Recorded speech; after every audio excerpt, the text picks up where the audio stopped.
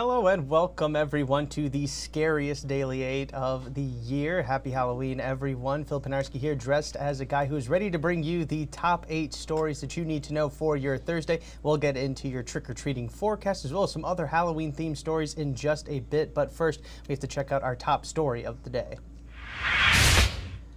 An international student at the University of Michigan was arrested and charged after illegally registering to vote and casting a ballot earlier this week. According to the Secretary of State Jocelyn Benson, the 19-year-old Chinese international student falsely claimed to be a U.S. citizen when they registered and voted at an early voting site back on Sunday. Benson said that the vote will still be counted in the 2024 election as it had already been put through a tabulator before election officials were notified of the error. The Michigan Attorney General's office is now also investigating the student for perjury and attempting to vote as an unauthorized elector. And speaking of the election, I know things have been pretty hectic for some with all of the news leading up to Tuesday's big day. It can be a bit stressful out there, but there are ways to minimize that stress. We spoke to a therapist recently who offered several tips to keep us as level-headed as possible on before, during, and after the election. Some of the tips include journaling, taking a deep breath, turning off our phones and disassociating for a bit, maybe even grabbing yourself a treat, because at the end of the day, we all deserve a little self-care every now and again. Odd and even parking begins in Grand Rapids tomorrow. This is your reminder to make sure that you are parking on the right side of the street starting tomorrow. On odd numbered days like November 1st, you'll have to park on the odd numbered side of the street from 1 a.m. to 6 p.m. and vice versa on even days. This is also to allow plows and street sweepers to do their jobs more effectively. Even if there is no snow on the ground, you must still abide by the rules. If you fail to do so, you could face up to a $20 fine. This will be in effect until April 1st.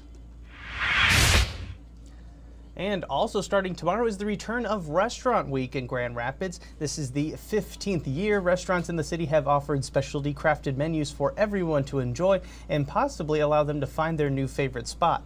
There are 3 different price points from $25 to $45 this time around, and over 70 participating restaurants you will be able to choose from. We have more information, including a look at some of those menus, which you can find inside our story on woodtv.com. And it is Halloween, and what better way to celebrate than with a good ghost story, and one Grand Rapids organization has lots of them. The West Michigan Ghost Hunting Society has been investigating some of the area's most haunted locations, from the First United Methodist Church to the Sweet House, and they are not like those typical TV ghost hunting shows you might be familiar with. They spend days and even months researching and spending time at each location to kind of combine the history of the location as well as what they do find during their investigation. They even host tours and allow people to come along with them during these investigations as well. You can get to know a little bit more about the organization by checking out the full story over on our website.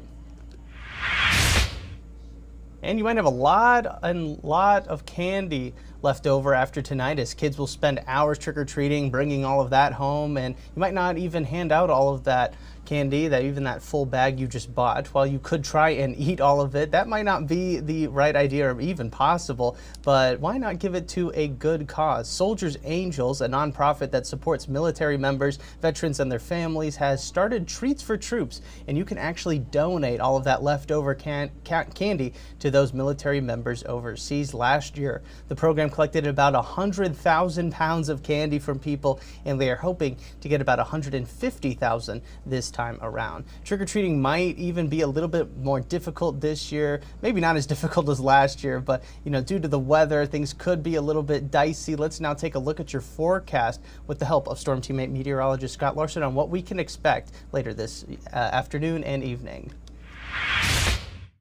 Happy Halloween. We have some mild and windy conditions out there as we check out the scene in Grand Rapids. We do have a wind advisory that's going to snap into effect this afternoon. It lasts through 2 o'clock in the morning on Friday. Gusts likely up to about 40-45 miles per hour as those cut in from the west-southwest. Let's get a look at our trick-or-treating forecast. We do have some rain showers out there. Those will be winding down through the afternoon. There could be a pocket of drizzle or two as we get into this evening, but by and large things should be dry. Pretty comfortable with temperatures in the lower to middle 50s.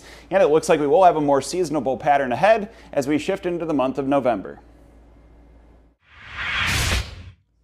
All right, thank you, Scott. And we end with another Halloween-related story. The NICU babies at Trinity Health Grand Rapids and Helen DeVos Children's Hospital got in on the seasonal fun. They were dressed up by the hospital staffs and feature some really incredible photos. It makes for a happy moment for the families as well. You can find the full galleries of all the babies in their costumes right now just by checking out our galleries right now on woodtv.com.